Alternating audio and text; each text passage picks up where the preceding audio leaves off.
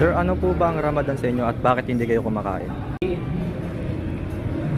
Hi, maraming nagtatanong. Naiintindihan kita. Ayaw ko sana sagutin kasi paulit-ulit ko yung nire-replay sa aking social media. Ramadan. It is the greatest gifts of Allah, our God.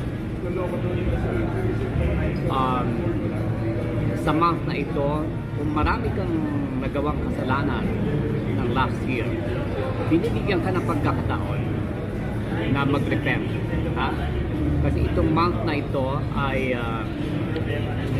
papatawarin ka ni God. Nagpapasting ka, gumagawa ka ng kabutihan, charity, dadasal ka. So, lucky for us Muslims na nabibigyan ng pagkakataon na buhay pa itong Ramadan dahil pinibigyan kami ng chance na mag-repent, linisin ang aming kaluluwa, ang aming soul, at maging close sa Kanya.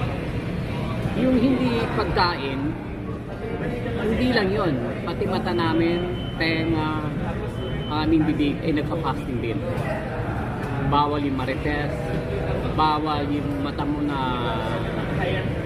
nakakita ng hindi maganda, no? So, i-fasting mo yan. Hindi lang pagkain, tubig, lahat yan ay nagpa-fasting. Lahat.